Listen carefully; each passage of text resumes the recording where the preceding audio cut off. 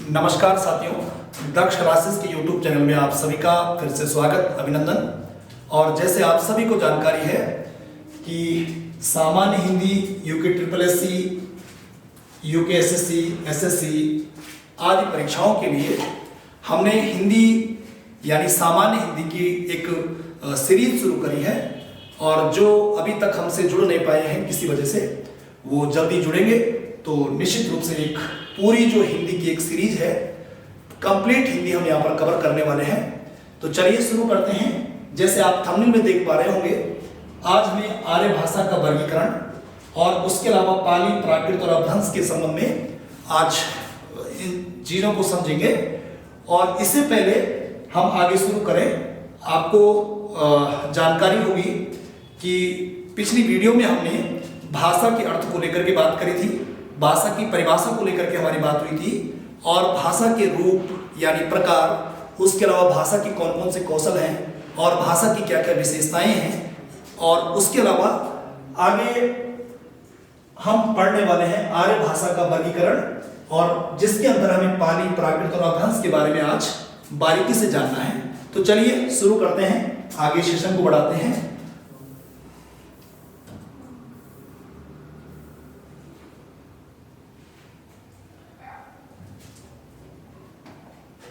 देखिए, जैसे आप देख पा रहे होंगे, आपके सामने टॉपिक है आर्य भाषा का वर्गीकरण। आर्य भाषा का वर्गीकरण जब हम करते हैं तो इसे सामान्य तौर पर हम 3 पार्टों में डिवाइड करते हैं। पहला है प्राचीन भारतीय आर्य भाषा, जो कि लगभग 2000 ईसा पूर्व से 500 ईसा पूर्व तक मानते हैं इसे। कुछ लोग इसे 1500 के आसपास से भी मानते हैं, 1500 ईसा पूर्व से भी मानते हैं, लेकिन हमने यहाँ पर 2000 ईसा पूर्व से 500 ईसा पूर्व तक मेंशन करा हुआ है। उसके अलावा भारतीय आर्य भाषा यानी मध्य भारतीय आर्य भाषा का जो टाइम पीरियड है, ये 500 ईसा पूर्व से लेकर के 1000 ईस्वी तक है। ये ईसा पूर्व नहीं होगा, ये 1000 ईस्वी तक है। और उसके बाद तीसरा जो पार्ट है इसका 1000 ईस्वी से लेकर के वर्तमान तक। तो यानी आर्य जो भाषा है, इसका वर्गीकरण हम इसलिए पढ़ रहे हैं क्योंकि संस्कृत आर्य भाषाओं की एक प्रकार से जननी मानी जाती है, और सबसे प्राचीन आर्य भाषा जो रही है वो संस्कृत है। और जिसे हम पढ़ने जा रहे हैं, हम हिंदी भाषा का उद्भव और विकास पढ़ने जा रहे हैं, उसका संबंध आर्य भाषा परिवार से है। इसीलिए हम आर्य भाषा का वर्गीकरण पढ़ेंगे, और आर्य भाषा का जब विकास पढ़ेंगे तो इसी में हिंदी का विकास भी निहित है। तो चलिए शुरू करते हैं, आगे एक एक करके देखते हैं कि प्राचीन जो मध्य भारतीय या प्राचीन भारतीय जो आर्य भाषा है, या मध्य भारतीय जो आर्य भाषा है, या फिर आधुनिक जो आर्य भाषा है, इसको एक एक करके आगे बढ़ाते हैं। इसमें देखिए, सबसे पहले हम प्राचीन भारतीय आर्य भाषा को पढ़ते हैं। और प्राचीन भारतीय जो आर्य भाषा है, ये फिर से अभी यहां पर मेंशन करा हुआ है। प्राचीन भारतीय आर्य भाषा लगभग 2000 ईसा पूर्व से 500 ईसा पूर्व तक है। और इस वाले पीरियड में, जैसे हम पहले भी बात कर रहे थे कि सबसे प्राचीन जो भाषा है वो कौन सी है? संस्कृत। तो संस्कृत किस काल में प्रचलित थी? इसी प्राचीन भारतीय आर्य भाषा के काल में। और भाषा के इस कालखंड में, जैसे आप देख पा रहे हैं, संस्कृत भाषा का प्रचलन था। यानी जो प्राचीन भारतीय आर्य भाषा है, इसमें संस्कृत भाषा का प्रचलन था। और जो संस्कृत भाषा थी, ये भी 2 रूपों में थी। 2 रूप कौन कौन से थे?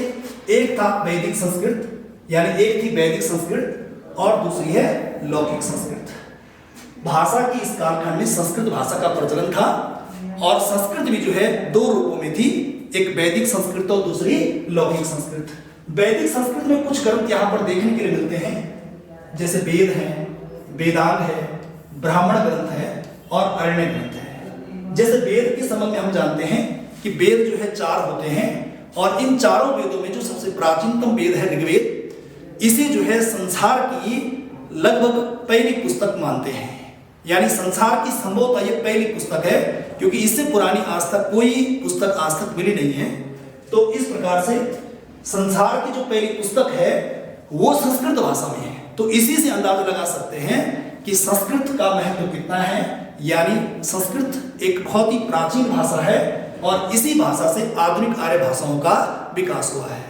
इस बीच में कुछ यहाँ पर देखो, कुछ मात्रा में, जैसे वैदिक संस्कृत में कुछ एग्जाम्पल यहाँ पर हम देख रहे हैं कि वैदिक संस्कृत में लिखे हुए जो ग्रंथ हैं उनमें वेद, वेदांत, ब्राह्मण ग्रंथ और अरण्य ग्रंथ है। उसी प्रकार से लौकिक संस्कृत में कुछ ग्रंथ लिखे गए, जैसे रामायण है जो कि वाल्मीकि द्वारा लिखी गई है, 7 कांडों में है, संस्कृत भाषा में है। उसके अलावा महाभारत जो कि वेद व्यास द्वारा लिखी गई है। विश्व का सबसे बड़ा महाकाव्य होने का जो गौरव प्राप्त है वो किसको है? महाभारत। रामायण और महाभारत दोनों महाकाव्य हैं। रामायण वाल्मीकि ने लिखी और महाभारत वेद व्यास ने लिखी है।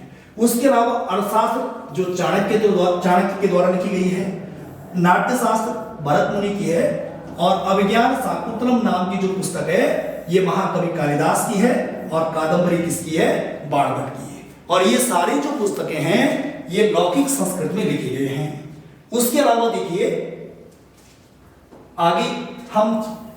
आगे देखिए लौकिक संस्कृत। जब इस लौकिक संस्कृत की हम बात कर रहे हैं तो इस लौकिक संस्कृत का सबसे प्राचीनतम जो काव्य ग्रंथ है वो कौन सा है? लौकिक संस्कृत का सबसे प्राचीनतम जो ग्रंथ माना जाता है वो कौन सा है? रामायण। और ये रामायण किसकी है?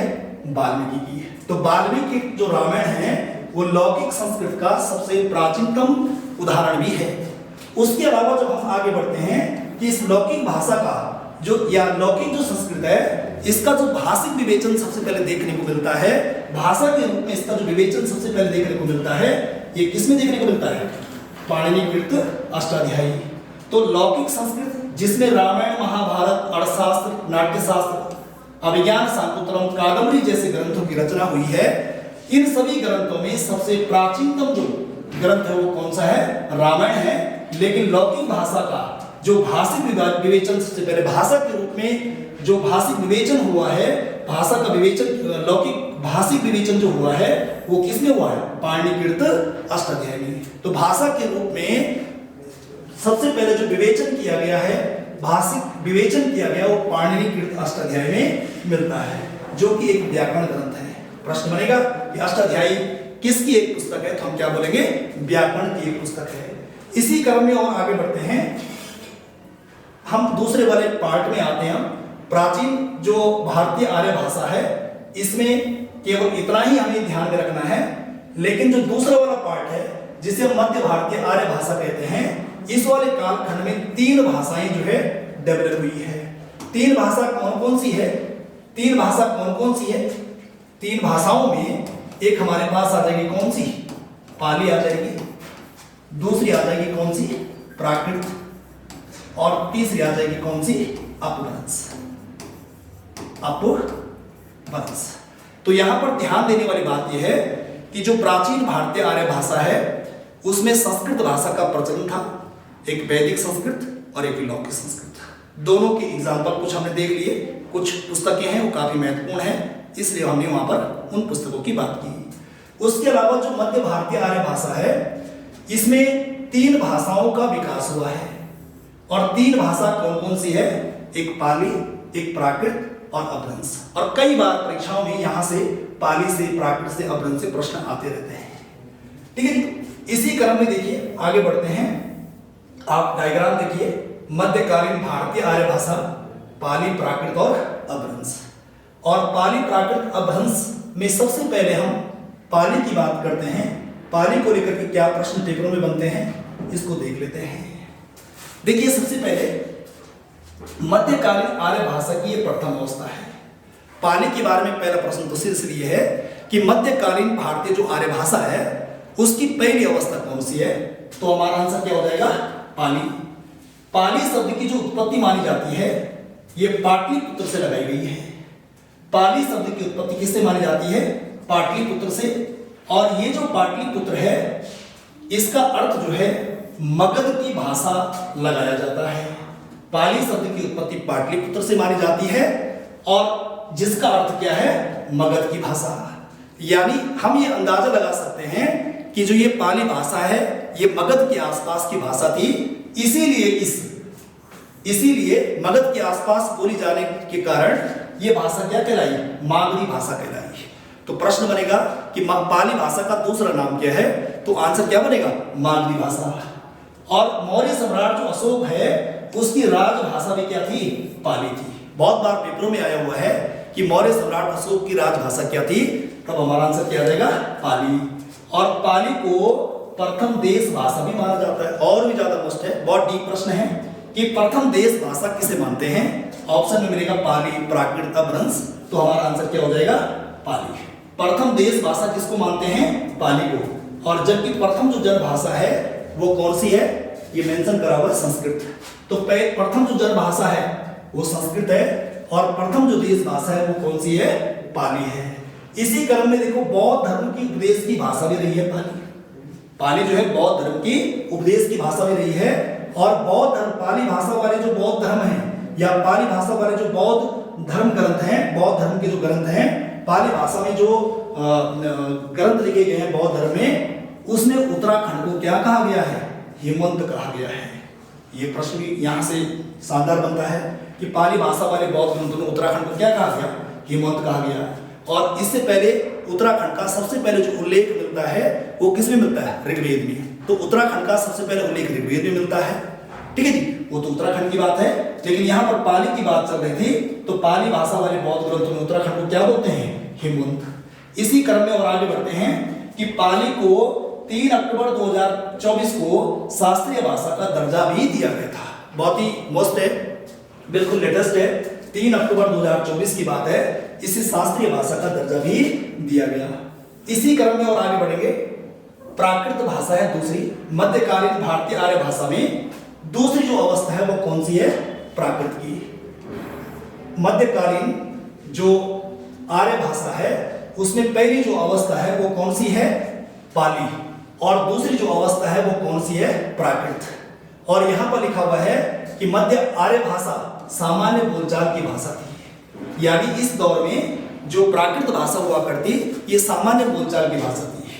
और ये कहा गया है कि संस्कृत के जो अदम पात्र हुए हैं उनके द्वारा इसका प्रयोग किया गया था।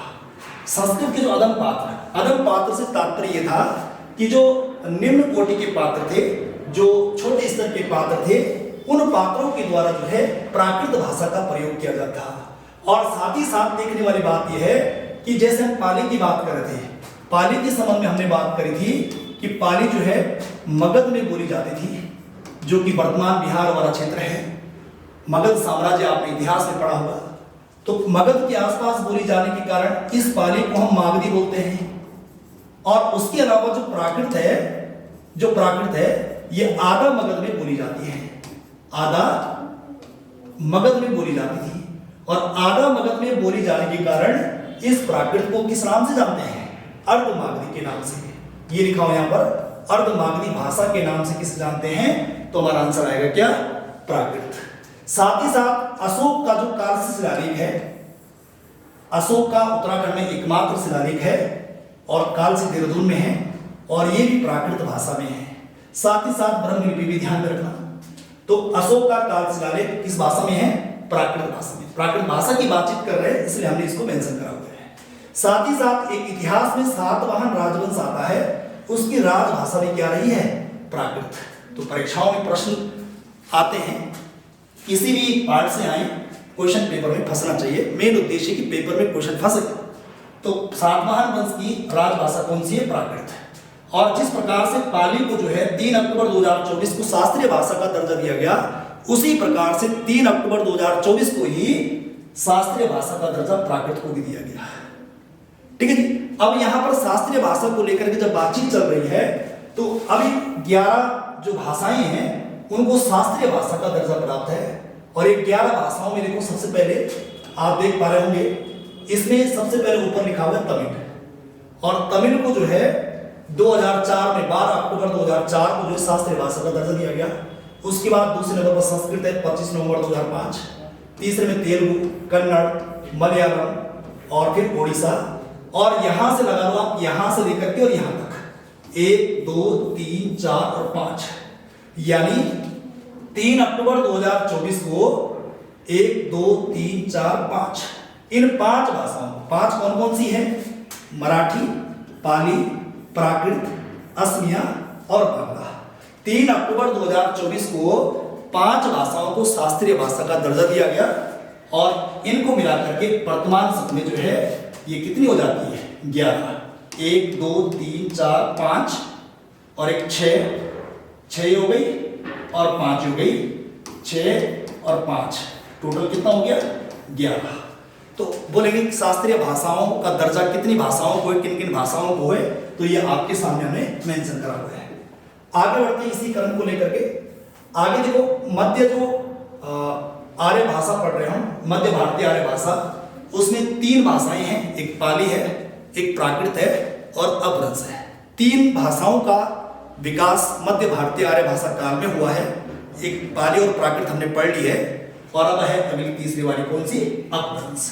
अब जैसे आप देख पा रहे हैं अपभ्रंश 500 ईसा पूर्व से लेकर 500 ईस्वी से लेकर 1000 ईस्वी तक का टाइम पीरियड अपभ्रंश का है और ये मध्य भारतीय ये भारतीय आर्य भाषा की तीसरी अवस्था है। यानी जो मध्य भारतीय आर्य भाषा है उसकी पहली अवस्था हो गई पाली, दूसरी अवस्था हो गई प्राकृत और तीसरी अवस्था कौन सी हो गई, अपभ्रंश। और इस अपभ्रंश का शाब्दिक अर्थ क्या है, बिगड़ा हुआ या गिरा हुआ। और किसकी नजरों में ये बिगड़ी हुई है, गिरी हुई है, पंडितों की दृष्टि में। और पंडित का मतलब यहाँ पर विद्वानों से है। यानी जब भाषा का रूप जो है, भाषा का रूप सुसंस्कृत न रहकर बोलचाल की सामान्य भाषा रह जाती है, जब भाषा का रूप सुसंस्कृत न रहकर बोलचाल की सामान्य भाषा रह जाती है तो पंडितों की दृष्टि में वह भाषा बिगड़ी मानी जाती है और तब उसे वो अपभ्रंश की संज्ञा देते हैं। तब उसे क्या बोलते हैं, वो अपभ्रंश बोलते हैं। इसी क्रम में आगे देखो बहुत ही मोस्ट है कि जो अपभ्रंश है इसको विद्वानों ने कई नामों से पुकारा है। यानी अपभ्रंश को किन किन नामों से जाना जाता है, जब इस प्रकार का प्रश्न आएगा तो इसमें एक है अवहंस भाषा, दूसरी है ग्रामीण भाषा, तीसरी है देसी भाषा, चौथी है विभ्रष्ट भाषा, अगली है आभीर भाषा, अवहट भाषा, अगली है पटमंजरी और उसके अलावा एक है राणा भाषा। तो ये जो नाम है ये सारे के सारे किसके हैं, अपभ्रंश। अपभ्रंश को किन किन नामों से जाना जाता है, अवहंस, ग्रामीण, देसी, विभ्रष्ट, आभीर, अवहट और पटमंजरी। ठीक है जी।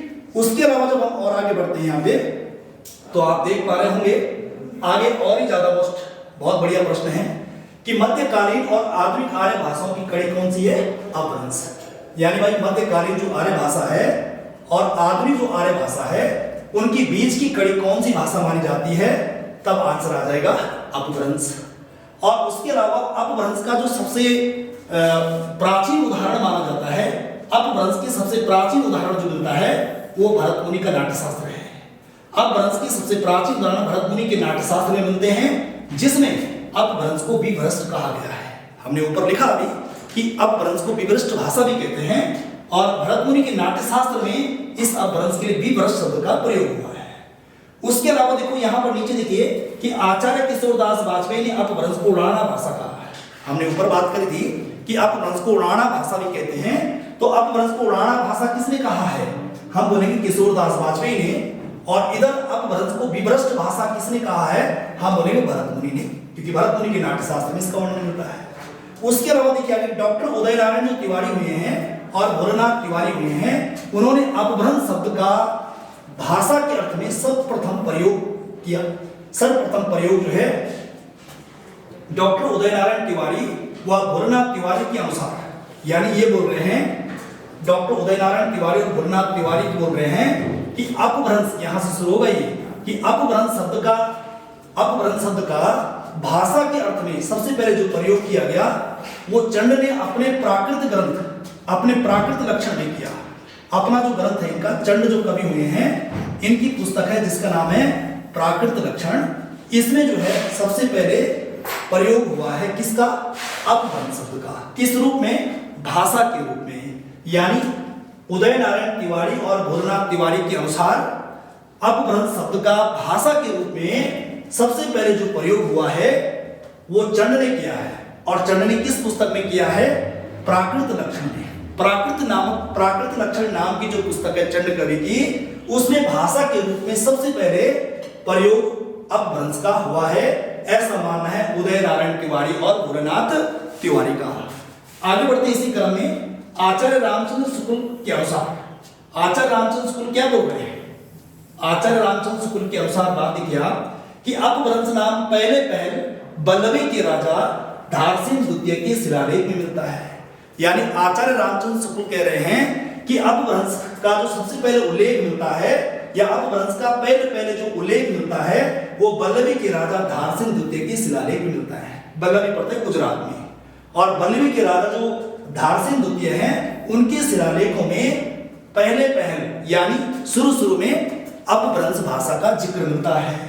साथ ही साथ जब हम और आगे बढ़ते हैं तो यहाँ पर हम आचार्य किशोरदास वाजपेयी ने जो राणा है इसकी हम पहले बात कर चुके हैं। और इसके बाद देखिए बहुत ही मोस्ट एग्जाम पॉइंट है जो पेपर में सीधे टपकते हैं, प्रश्न पूछ लेगा सीधे कि अपभ्रंश का प्रिय या दुलारा छंद कौन सा है। तब आंसर आएगा हमारे पास कौन सा, दोहा छंद। अपभ्रंश का प्रिय या दुलारा छंद किसे बोलते हैं, दोहा छंद। और अगर प्रश्न पूछता है कि अपभ्रंश का प्रसिद्ध छंद कौन सा है, तब आंसर आएगा कड़वा छंद। बहुत ही मोस्ट है, दोनों के दोनों प्रश्न पत्र कितनी बार आ गए पेपरों में कि अपभ्रंश का प्रिय छंद दुलारा, यानी अपभ्रंश का प्रिय या दुलारा छंद कौन सा है, दोहा छंद, और अपभ्रंश का प्रसिद्ध छंद कौन सा है, कड़वा छंद। इसके अलावा अपभ्रंश का प्रथम कवि किसको बोलते हैं, यह प्रश्न भी पेपरों में कई बार आ चुका है कि अपभ्रंश का पहला कवि कौन है, या तो पूछेंगे कि अपभ्रंश का प्रथम महाकवि कौन है, तब आंसर आ जाएगा हमारा क्या, स्वयंभू। उसके अलावा अगला प्रश्न बनता है कि अपभ्रंश का वाल्मीकि किसको बोलते हैं, तो अपभ्रंश का वाल्मीकि कौन है, स्वयंभू। और स्वयंभू को अपभ्रंश का वाल्मीकि क्यों बोलते हैं, क्योंकि उन्होंने पौंग चरु नामक जो पुस्तक लिखी है वो राम कथा पर लिखी है, ठीक है जी। और रामायण जो लिखने वाले, राम कथा पर लिखने वाले जो व्यक्ति थे, जो जिन्होंने एक प्रकार से राम कथा को आधार बना करके रामायण लिखी थी, महर्षि वाल्मीकि, उनसे इनकी तुलना की जाती है। इसीलिए अपभ्रंश की जो रामायण है वो पौंग चरु को कहा जाता है, और अपभ्रंश का जो वाल्मीकि कहते हैं वो किसको कहते हैं, स्वयंभू को। तो एक प्रकार से रामायण और वाल्मीकि से यहाँ पर इनकी तुलना होती है, वाल्मीकि की तुलना होती है स्वयंभू से, और रामायण की जो तुलना होती है वो होती है पौंग चरु। तो अपभ्रंश का वाल्मीकि स्वयंभू और अपभ्रंश का रामायण पौंग चरु, और पौंग चरु किसकी पुस्तक है, स्वयंभू की। इसी प्रकार से एक और प्रश्न बनता है कि अपभ्रंश का वेद व्यास किसे कहते हैं, आंसर आएगा पुष्पदंत। और पुष्पदंत ने महापुराण नाम की पुस्तक लिखी है, और इसी वजह से इसको जो है एक प्रकार से वेद व्यास भी कह देते हैं।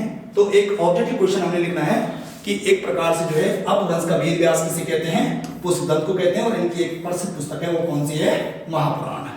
और एक और प्रश्न बनता है पुष्पदंत को अपभ्रंश का बहुभूति किसने कहा था, तब आंसर क्या बनेगा, शिव सिंह सेंगर, ठीक है जी।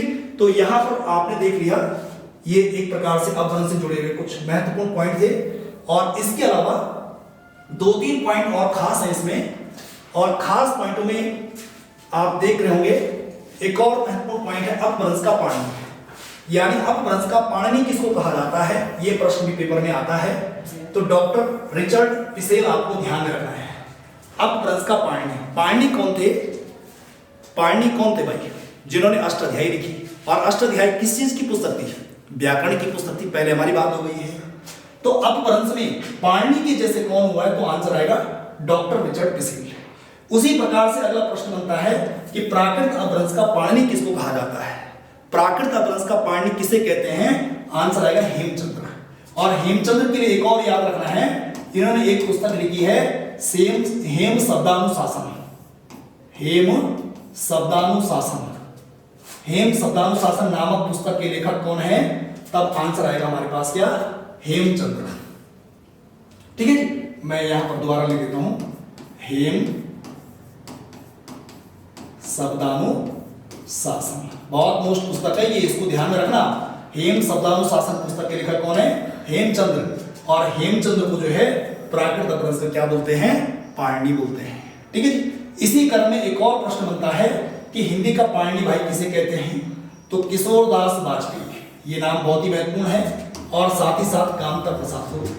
अब जैसे हेम शब्दानुशासन पुस्तक जो है किसने लिखी है, हेमचंद्र ने लिखी है, उसी प्रकार से जो किशोरदास वाजपेयी हैं, इन्होंने एक पुस्तक लिखी है जिसे बोलते हैं हिंदी शब्दानुशासन।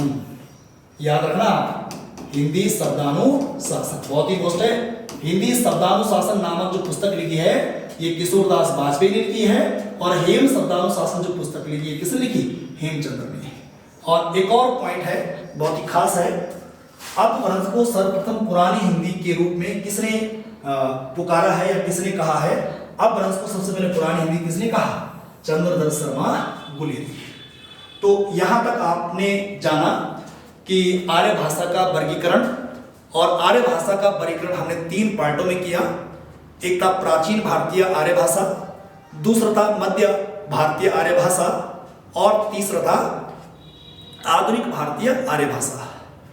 तो हम यहां पर प्राचीन जो भारतीय आर्य भाषा है उसमें हमने बात करी संस्कृत की, वैदिक संस्कृत और लौकिक संस्कृत। मध्य भारतीय जो आर्य भाषा है इसके अंतर्गत 3 भाषाओं का विकास हुआ है, एक पाली, एक प्राकृत और अपभ्रंश। ये तीनों हमने पढ़ लिए हैं। और इसके बाद अगले जो सेशन होगा हमारा, अगले सेशन में हम अपभ्रंश के क्षेत्रीय रूप पढ़ने वाले हैं, अवहट के विषय में आगे बात करेंगे और फिर आगे आधुनिक आर्य भाषाओं की बात करेंगे। आज के लिए इतना ही है, शीघ्र मुलाकात होगी अगली वीडियो में। और जाते जाते मैं आपसे ये भी कहूँगा कि जिन्होंने पिछली वीडियो नहीं देखी है वो जरूर पिछली वाली वीडियो देखें और बढ़िया से अपना नोट्स बनाएं। और ये पूरी कंप्लीट हिंदी आपको फ्री में मिलने वाली है। फ्री में आपको जो है पूरी हिंदी आपको बढ़िया तरीके से, बहुत ही आसान भाषा में, बहुत ही बढ़िया बेहतरीन तरीके से, बढ़िया नोट्स के साथ आपको जो है हिंदी कराई जा रही है। तो इसलिए आपकी भलाई इसी में कि नोट्स बनाइए और बढ़िया से याद करिए। Thank you so much.